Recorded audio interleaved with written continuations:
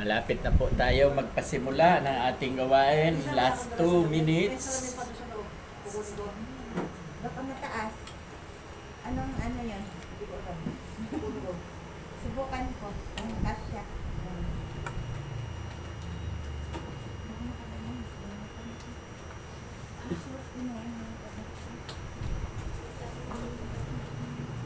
Okay, ano Ate B?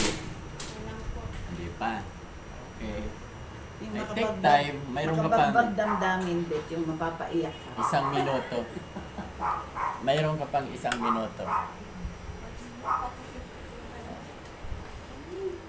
Ang opening prayer, si Ate Edna, marunong ka na mag-pray? okay. Si Pastora Lisa. Opening prayer. Practice ka, te, ha? Para masanay. Ang closing prayer si Ate Lil, ang speaker. Hindi ako speaker. Moderator lang ako. Oh, moderator. Okay. Tayo po'y magpapasimula na ng ating gawain dito sa tahanan ni Ate Lenny. At tinatawagan ko po si Ate Cora, Ate Lisa, Pastora Lisa sa opening prayer. Tayo po ay manalangin. Bilang Diyos na makapangyarihan sa lahat, kami po ay naririto upang ito ang aming pasalamatan at aming purihan. Salamat po, Ama, sa mga bisita ngayon na kanilang puso ay nanarito para mapakinig ng inyong salita. Salamat po sa aming kapatid na Eleni na ini-offer sa amin, sa iyo, Panginoon, sa gawain mo upang mapag-aralan namin.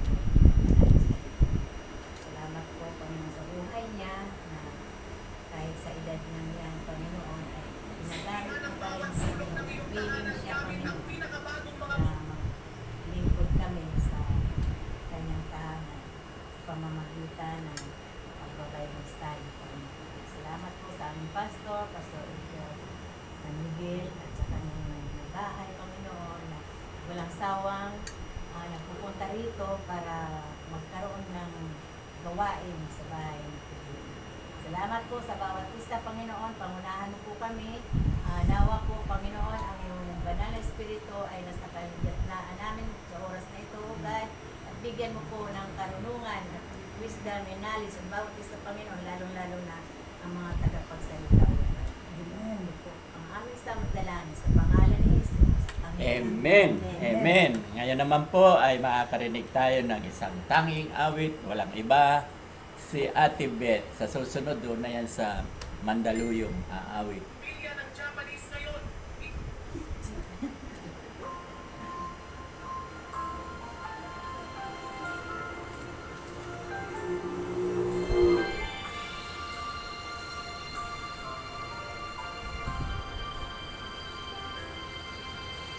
Sadyang ikuti ng ating Panginoon, tatapat sa habang panahon.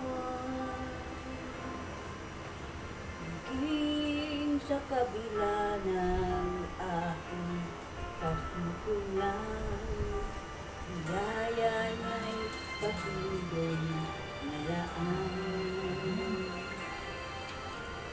Katulad ng pagsinag ng gintong araw, patuloy siyang nagbibigay ng ganyan. Kaya sa puso ko't damdamin, katapatan niya'y aking pupurihin. Dakila ka, O Diyos, tapat ka ng tunay, at mula pa sa ugat ng aming lahi. Mundo'y mapunaw man, maaasahan kang lagi, maging hanggang wakas itong buhay.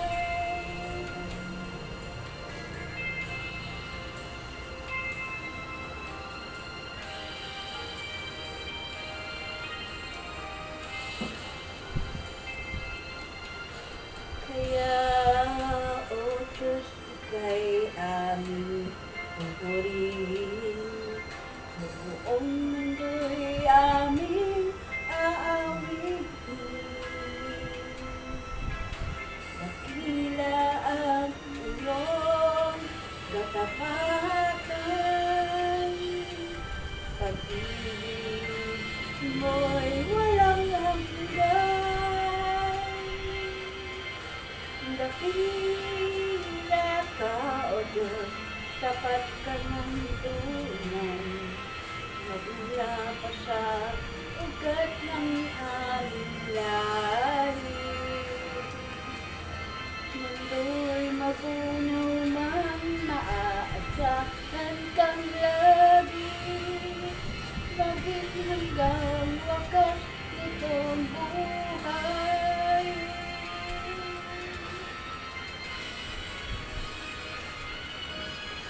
Dakila ka, O Diyos, sa habang panahon. Katapatan mo'y matibay na sandigan. Sa bawat ikati, tagumpay man ay naroon. Daluyan ng pag-asa kung kailan ay pinahon. Pag-ibig mo'y alay sa amin noon hanggang ngayon. Dakila ka, dakila ka, dakila ka, O Diyos.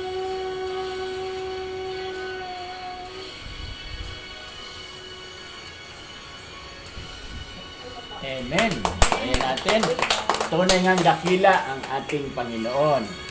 Ngayon naman po ay handa po natin ang ating sarili sa ating lecturer na walang iba, si Ate Lilia. Magandang hapon po sa ating lahat. Bahagi po ng pagba-Bible study ay turuan kayo. No? Hindi lamang kayo tagapakinig, kundi kayo rin ay mag-e-execute. Whatever you learn, no, i-execute ninyo. Kaya ngayon, ang bahagi ng chapter 6 ng Matthew ay in-assign ko sa kanya-kanyang assignment. No? Yung iba na hindi naabutan, mapalad kayo. Next meeting, kayo naman. No? Mapalad kayo at tagapakinig lang kayo. Kaya ngayong hapon, pakinggan natin ang pagbabahagi ni Ate Lenny sa Matthew 6 verses 1 hanggang 4. Kung meron kayong tanong after that, pwede kayong magtanong sa kanya. Ang sabi rito sa Matthew 6:1 to 4, pag-ingatan ninyong hindi pakitang tao ang pagtupad ninyo sa inyong mga tungkulin sa Diyos. Kapag ganyan ang ginawa ninyo, wala kayong matatamong gantimpala buhat sa inyong Ama na nasa langit. Number 2. Kaya nga, kapag nagbibigay ka ng limos, huwag mo nang ipagtingay ka gaya ng ginagawa ng mga makakunwari sa mga sinagoga at sa mga lansangan upang sila'y purihin ng mga tao. Tandaan ninyo, tinanggap na nila ang kanilang gantimpala. 3. Sa maliit, kapag nagbigay ka ng limos, huwag mo nang ipaalam. Ito'y mali sa matalik mong kaibigan. Or gawin mong lihim ang iyong pagbibigay ng limos at ang iyong Ama na nakakakita ng kabutihang ginawa mo ng lihim ang siyang magbibigay ng gantimpala sa iyo. Ako. Explain. Ang sinasabi po rito, bilang tayo ay ang gusto ng Panginoon kung tayo nagbibigay o tumutulong. Huwag na po natin ipagmakainay dahil yun naman, para bang ako nagbigay ako, parang pinagyayabang ka, hindi tumuti yung ayaw ng Panginoon ng galawan. Hindi katulad ng mga iba na, nag-donate, naka-diary pa, naka-broadcast pa, para masabing sila sikat ritual. Kaya huwag na lang natin, kung tayo magbibigay, yung bukal sa ating puso at sa ating kalooban. Kaya alam kasi nababasa niya yung ating puso na kung tayo magbibigay nga, kaya huwag yung mapagpunuli. Magbigay tayo ng lihim na huwag na natin ipagsasalo. Yun ang gusto ng Panginoon. Kaya dapat natin ito sundin. Gawin yung lihim, ang sabi ng Panginoon, ang pagbibigay ng Diyos sa iyong ama na nakakapit ka ng kabutihan ginagawa ng lihim na siyang magbibigay ng gantimpala sa iyo. Kasi kung ginagawa po natin ito, ang Panginoon hindi po siya walang maililihim sa Kanya. Hindi. Siya yung magbabalik sa iyo, siya yung magbibigay ng gantimpala.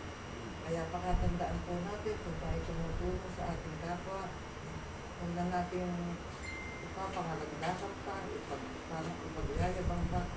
Ako'y nagbigay ng ganun ganito, kaya ganun. Kung maaari, alam yan ng Diyos, hindi mo kailangan. Kasi kung ang kausap mo ay at malagaan mo ba, yan, nagbigay ayun, pinangangalandakan. Hindi po maganda yun sa isang nakakilala na sa Panginoon. Kasi ang gusto ng Panginoon, magbigay tayo ng bibig. Ayun, yun lang po. Salamat ate. O, pero kayo tanong, so yan naman ay self-explanatory, no? Hindi naman napakalalim na pag-aaral. So dito, makikita natin, when you give in secret. Nang secret lang. Bakit? Bakit kaya kailangan sikreto? Sino ba napapapuringan pag secret lang ang bigay? Ang Panginoon. So dito, marirealize ng taong nabigyan, okay pala yung sinasamba nila. No? Dahil sila mismo ay mayroong hininto ang puso. So ang ating Panginoon na nasa langit, ang siyang napapapurihan. Whereas, kung tayo ay ipagsasabi natin na nagbigay ako doon, ako. Tapos pag nagalit, oy, binigyan kita, no? Isusumbat pa, no? So when you give, do it in secret. Kasi ang Diyos, ang siyang bahalang magbigay sa iyo ng ganti, no? So, merong reward pala kapag tayo ay nagbigay. Sino ba yung dapat natin bigyan? Yung mga wala, yun nakikita mong kahihirap, makailangan. Masikip na nakapula. Okay. So sa ating pagbibigay, kailangan maging, sabi nga, be wise as a serpent and be meek as a dove. Ibig sabihin, maging wise tayo katulad ng ahas. At maging meek. Ano bang meek? Hindi ko alam sa Tagalog ang meek. Meekness. No? Be meek as a dove. Ang kalapati kasi maano yan siya. No? Yung tahimik lang. So dapat sa ating pagbibigay, baka naman abusuhin ka naman. Kaya kailangan wise ka rin sa iyong pagbibigay. See to it that yung binigyan nyo ay talagang in need talaga siya. Na deserving siya sa tulong na naiabot mo. Na? So yan ang ating tandaan. Kasi binibigyan tayo. Ang sabi nga, ang Diyos nakatingin sa ating puso. No? Ang desire ng ating puso ang tinitignan ng Diyos. Thank you, Ate Lenny. Sa iyong Pastor, meron kayo dadagdag? Wala. O, sino yung sunod? Prayer. 5 hanggang 14.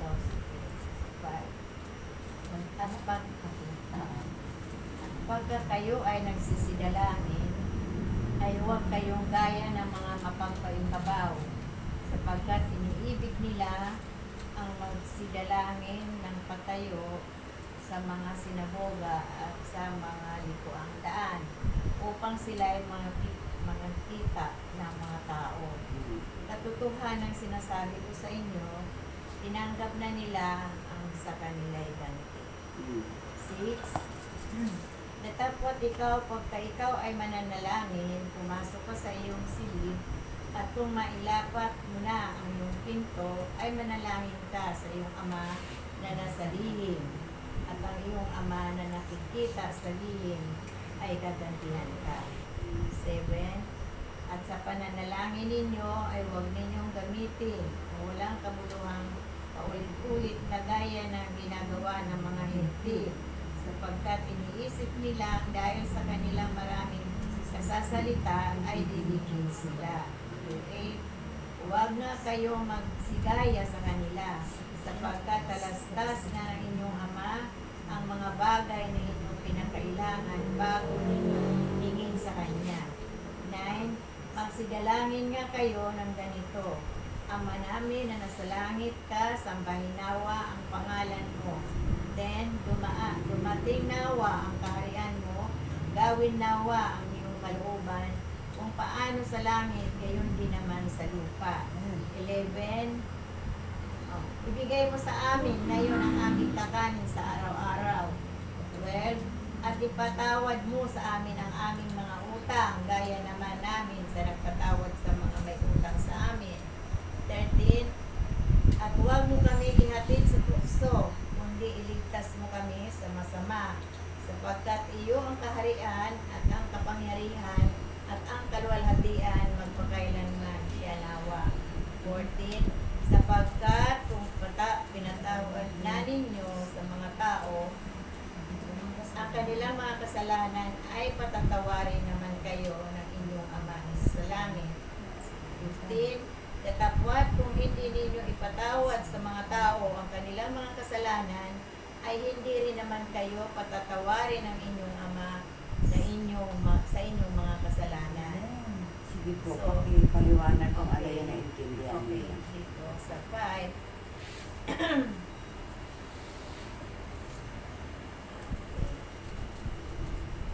Pag tayo daw ang nananalangin, sabi niya, dalangin, huwag daw tayo maging tulad ng magpaimbabaw pagka tinitignan lang sila. Kasi karaniwan po, noon hindi pa ako Christian. Pagka nanalangin ako, kasi para kunwari banal ako. Simba, tayo, kita, ano, pero hindi pala yun ang kalugod-lugod sa Panginoon. Yung pala ang sinasabi niya magpaimbabaw. Hindi nila tayo pero sa mga sinabuga, kita ng mga tao. Parang magpapakita tayo na tayo talaga ay nagdadasal. Hindi naman pala yun ang gusto ng Panginoon sa buhay natin. Kung mananalangin man tayo, kahit na nasa kwarto lang tayo, na tayo lang, ilabas natin ang ating mga hinaing sa Kanya, ng solo. Nakikita talaga ng Diyos yun, ang ating mga puso. Yun. At yun ay nakikita ng Panginoon Diyos. Sinanggap na nila kanyang maganda. Paimbabaw pa nila ang sinalangin pagdating. Yung mga tao na yun ay sa mga sinabugan ng araw. Ganon ang ginagawa. At karaniwan naman din sa ngayon, marami pa rin ngayon na ginagawa yun. Yung lupena, wala mo inaano lang. Yun, parang kailangan lang talaga na maging ano lang tayo sa Panginoon.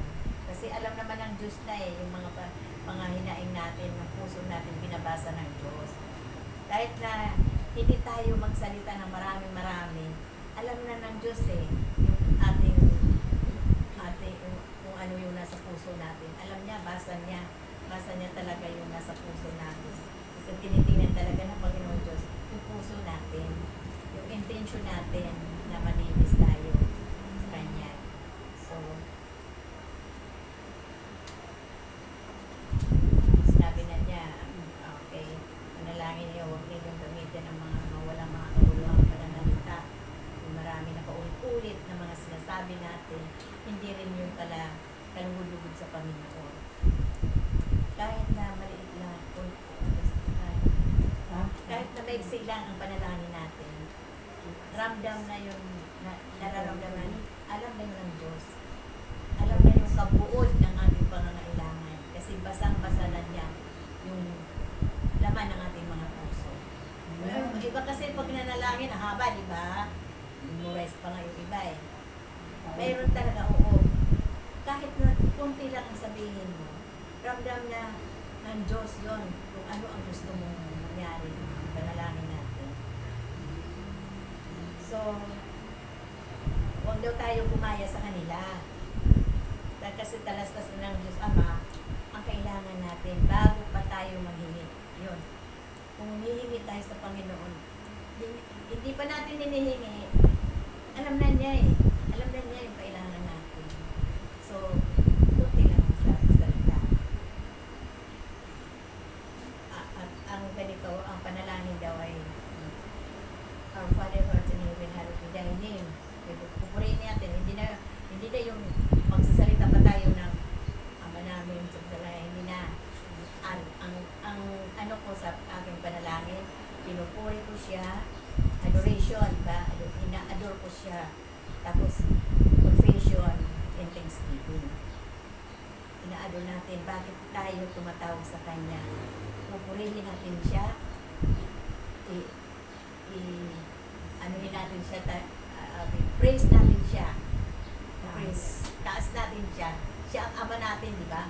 So, ang kasunod doon, confession, confess mo yung ating mga kasalanan kasi every time talaga dito sa mundo ko na hindi walang perfecto at lagi tayo hihingi sa Kanya ng kapagawaran. Yun ang important. Tapos, hingi na tayo ng supplication. Kung anong kailangan natin, sabihin na natin sa Kanya in private. In private. At kahit nasa ganitong pagtitipo natin, sa panalangin ganoon, hingi natin yung ating confession at ang kanyang supplication, ating pangangailangan. So, lagi natin i-acknowledge natin yung ang kinina natin sa salita, ang kinina natin na yung ating mga hinihingi na ipagkakaloob na niya. Pagkakuloob niya. Basta malinis lang talaga ang puso natin at taus-puso tayo humingi sa kanya ng tulong, awa. Kasi wala man tayong kundi sa Diyos lang talaga tayo mananangan. Wala na iba. At yun ay pagkakaloob niya. When you forgiveness, you forgive us our debts. Kung yung mayroon tayong mga pagkukulang sa kapwa natin, hingi din tayo ng tawad. You have to talk to that person in private. Hindi yung magsasalita ka ng, uy, pinatawad na kita, o gano'n, hindi. Kausapin mo siya na mahinahon. Kung may pagkakamali, mahinahon pa rin. Hindi yung i-ano po pa, para bang ipapahiya. Ganun. So, kasi, gano'n tayo, Christ-like nga, di ba? Yun. Hingi pa rin tayo ng lead. Ililid na rin pa rin, magpapalid pa rin tayo sa Kanya na hindi tayo matukso sa mga temptation. Hindi but deliver us from evil. Alisin mo kami, ilayo mo kami sa mga masasama. For thine is the kingdom, and the power, and the glory forever. At yun yung mga, ang kapurihan, walang iba kundi sa Panginoon. Sa Kanya lang ang mag-glorify, ang Diyos lang talaga ang dapat natin i-glorify. Huwag tayo magpahatid sa tukso. Hinihingi natin yun. Kailangan natin talaga si Lord sa buhay natin, sa lahat ng aspeto ng ating buhay. Kailangan natin si Lord kasi hindi natin kaya kung tayo lang, di ba? Kapag tayo nagkasala, pagka tayo galit, di ba? Nahahatid ka na sa tukso. So, kailangan talaga na hingi tayo ng tulong sa Diyos at ililigtas ka niya. Pagka glorification, glorified, body ni Lord, ay mapapasa atin, makailan mo. Pagpapatawad, humingi tayo ng tawad sa mga tao, kanilang mga kasalanan, patatawarin naman tayo ng ating mga kasalanan. Yun lang. Pag nagpatawad tayo sa kapwa natin, kumibo man siya kay hindi, alam na ng Diyos yan. Alam na, bawa magpahi ako sa kanyang tawad. Kahit hindi niya ako sabihan, ang inangkin ko na pinatawad na niya ang taong niya. So, yun ang dapat natin sa ating buhay bilang mga Kristiyano. Lagi natin ipagbuhay ang kanyang mga salita. Yun lang po. Thank you, Pastora. Meron kayong tanong? Wala. Nakinig kayo? O inantok kayo? Raise your hands. Ah! Nakinig. Okay, dadagdagan ko lang po, no? Ang sabi dito, when you what is prayer pala? Ano ba yung ibig sabihin ng panalangin? Pagkipag-usap. Pakikipag-usap, pakikipagtalastasan sa Panginoon. You talk privately with God, na? So, doon natin i-pour out ang laman ng ating puso. Kaya, kapag daw tayo nananalangin, wag daw tayong parang mga hintil na pag nasa simbahan, yung magugulat yung katabi mo na bigla ka na lang, Panginoon, no? Ganyan. Magugulat ka, merong ganyan eh, no? Huwag daw ganyan. Oo, hysterical ka, magtambling-tambling, no? Pero huwag daw ganyan. No? So, ito ay pakikipag-usap sa Panginoon. So, dapat, ang ating pakikipag-usap sa Panginoon, sapagkat ang ating Panginoon ay banal, makipag-usap tayo ng may kabanalan. Na? Ang sabi dito, and when you pray, do not keep on babbling, paulit-ulit. Ano ba yung paulit-ulit na panalangin? Yung sabi, ulit-ulit yan eh. Tama po kayo dyan. Mga panalangin, walang kabuluhan. Halimbawa, no offense meant, no? Hail Mary, full of grace, the Lord is with thee. Alam niyo ba, hindi panalangin yan. Sa Israel, kapag nagbatian sila, Oy, Ana, hail, hi, Ana, ganyan yung ibig sabihin, full of grace ka, no? The Lord is with you. Blessed ka talaga among women, no? And blessed is the fruit of thy womb. Si Mary yung, si Elizabeth yung, si Elizabeth tsaka si Mary yung nagbatian, nag-usap. Hail Mary, hindi yun panalangin, kundi pagbati, no? Nagbatian silang magpinsan. So this is what the Bible says of babbling. Ibig sabihin, paulit-ulit na walang kabuluhan. Kapag tayo ay nananalangin, kailangan mayroong sustansya, mayroong kabuluhan. No? Sabi dito, do not be like pagans or Gentiles. Father knows what you need before you ask Him. Tama yung sinabi ni Pastora, bago mo pa nga hihingiin, alam na ng Diyos, isusupply na niya. Ang hinihingi at isinusupply ng Diyos ay ano? Needs. No, pangangailangan, needs. Hindi yung wants, hindi kapritsyo. No? Bahala ka na kung ikaw ay makapritsyo, bahala ka sa buhay mo. No? Yan, kapritsyo, bahala ka na. Okay? So dito, para sa information ng everybody, ito yung pattern ng panalangin. Our Father who art in heaven. Ibig sabihin, ina-acknowledge natin yung Diyos Ama na nasa kalangitan. No? Hallowed be thy name. Nawa ay dumating na iyong kaharian dito sa lupa. No? Thy will be done on earth as it is in heaven. Give us this day our daily bread. O dito na-explain ko na ito noon na ang paghingi natin ng supplement sa Panginoon ay daily basis. No? Hindi isusupply sa atin ng Panginoon ang isang buong allowance. Bakit give us this day our daily bread? Para mapalapit po tayo sa Kanya. Hindi lamang yan, meron pa. Kapag ikaw ay nananagana na alaala mo kaya ang Panginoon, hindi. Kaya nga kaya nga day to day ang supplement ng Diyos sa atin para lagi natin siyang naalaala. Na? Subukan ninyo, may mga milyones kayo. Maalaala niyo pa kaya si Pastor? Hindi. No? Maalaala niyo pa kaya yung church natin? Okay, hindi na. Sabihin niya, doon na lang kami sa ano. Doon na sa pangmayaman kasi doon ako nababagay. Baka Papagawanan siya. no? Baka galisin ako doon sa kanya pastor. Oh. Ano pa sabi dito? Give us this day our daily bread and forgive us our debts. Dito tinuruan tayo ng Panginoon kung paano tayo magpatawad. Na? Dahil tayo man ay kasalanan din. No? Wala namang oras na hindi tayo nagkasala. Lalo na ang ating mata laban sa ating kapwa. Diba?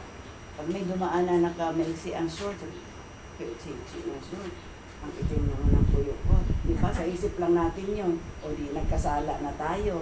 Mga pakialamera, inggitera. Sa isip No, kasi. sa isip. No, okay?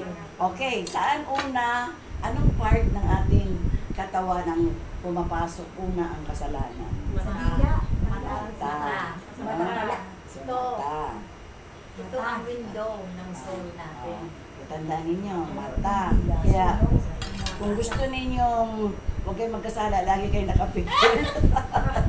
Maglalakad na makikita. Gusto, makikita. Lagi kayong beautiful eyes. No? So, huwag daw tayong ipahintulot sa mga temptation, ng mga pagsubok. At deliver us from the evil one. Why deliver us from the evil one? The evil one is everywhere.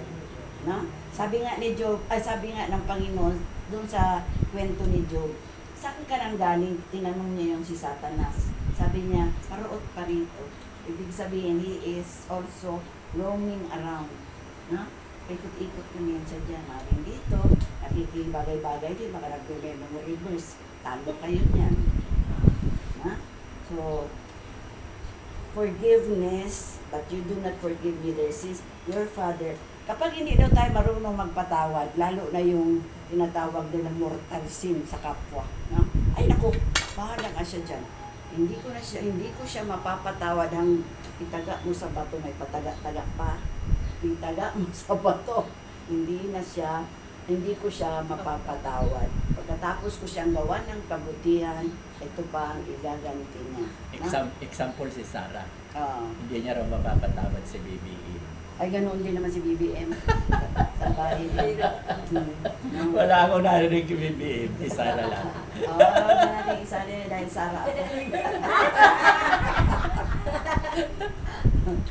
Ah, so, kapag hindi ka marunong magpatawad, hindi ka rin patatawarin ng Diyos. Ang sabi nga, we must have a forgiving heart. Na? Dapat ang kasi ito yung tinitignan ng Diyos ang ating puso. Kaya paminsan-minsan mga kapatid, siya sa atin din natin ang laman ng ating puso. Sino nakaluklok sa puso natin? Jesus. Jesus, ha?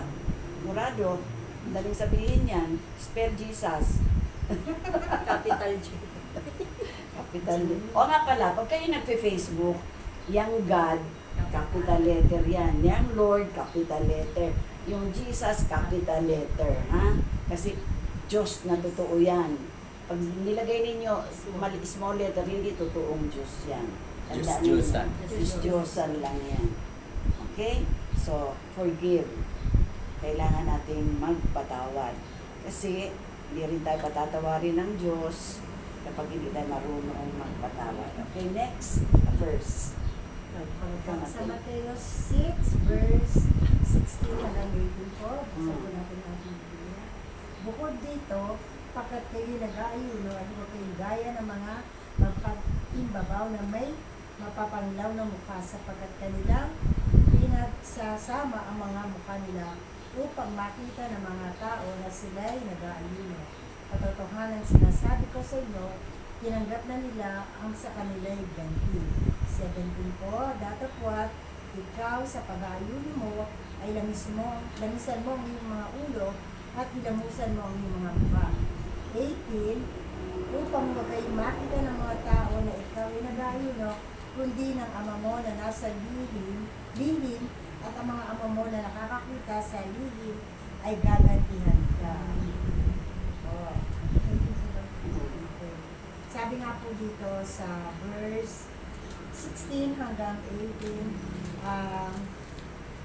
may tanong lang po, kayo po ay nakakapag-ayunin na. Mayroon po bang sasagot? Di po ba? Ako po, bilang, tagal na rin po ako nag-ayuno kasi ang pag-ayuno, hindi naman po biro, di po ba? Kasi kailangan pag nag-ayuno ka, kailangan na alinisin mo muna yung sarili mo, tapos yung espiritu mo, at saka sa pag-aayuno, hindi pwedeng na ipapakita mo pa sa ibang tao. Kailangan pumasok ka sa isang kwarto, manalangin ka kung ano man yung mga kahilingan mo. Tsaka nga po, hindi po kayo magpapas po kayo, fasting po ba? Meron kasi po pagka almusal, nagpa-fasting, meron naman po yung 1 meal a day or kung kaya natin, 3 meals a day, pwede po, para po yung hinihiling natin mga panalangin, lalo na po sa pag-ayuno, ay meron po ng kasabutan. Kasi na-try ko na rin po, since 2002, nakapag-ayun po ako. Hindi niyo po na itatanong na ako po since 2002 ay tinanggap ko si Jesus Christ na aking tagapagligtas po. Doon po sa napuntahan ko, nakapag-ayuno po ako. At alam niyo po ba, Pastor, ay hindi ko naman po kinahihiya, na since nakulong po ako ng 11 taon, ito na naman po tayo.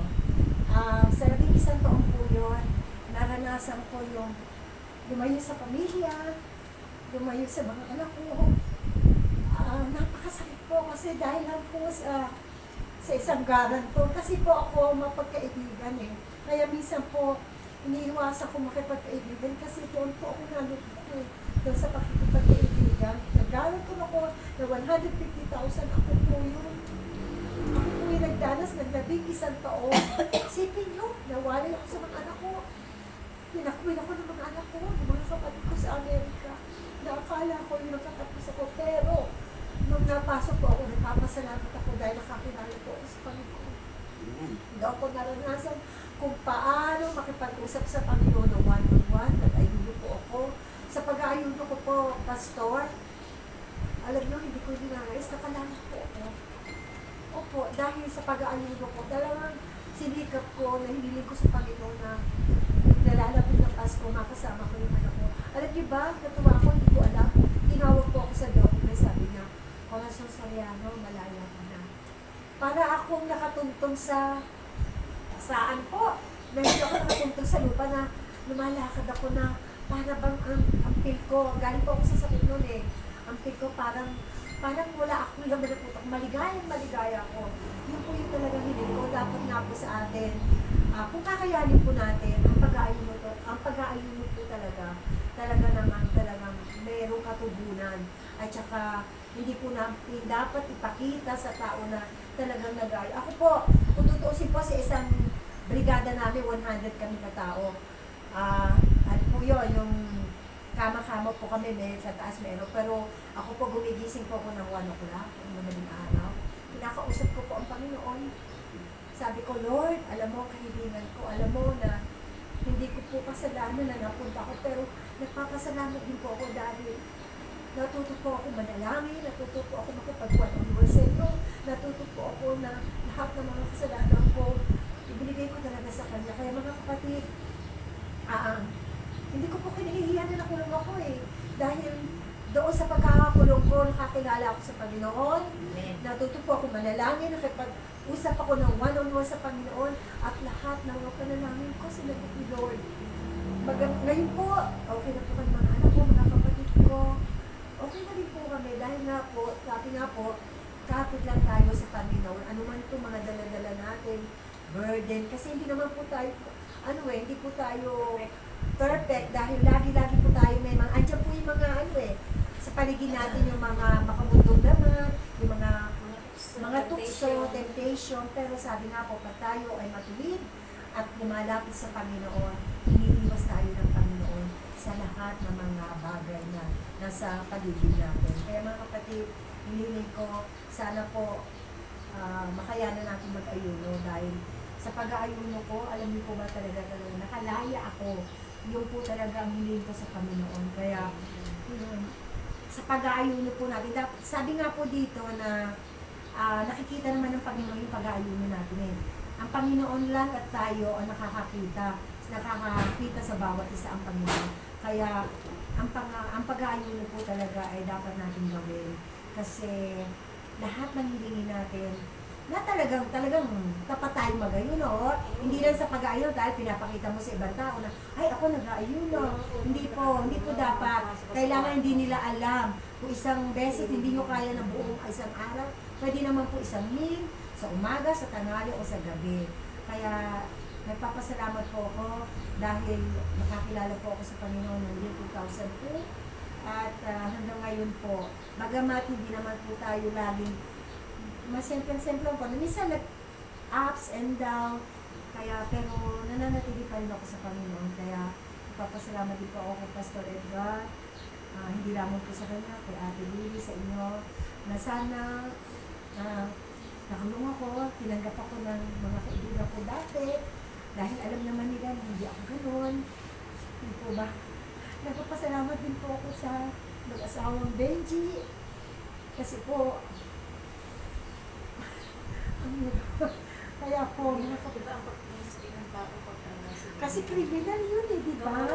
Pag lumabas ka, akala nila, pero ako hindi naman po ako nahihiya. Taas po noo ako dahil may Diyos po ako sa puso ko. Kahit iwanan man ako ng mga tao sa kapaligid ko, meron ako Diyos na iniiwan sa akin at mga mahal ko sa buhay. Amen po. Amen. Okay, ang ganda ng testimony. Naalaala ko si Joseph the Dreamer. Si Joseph the Dreamer, walang kasalanan. No, nakulong. No? Pero mayroong motibo ang Diyos na gagamitin siya para sa ikaliligtas ng marami.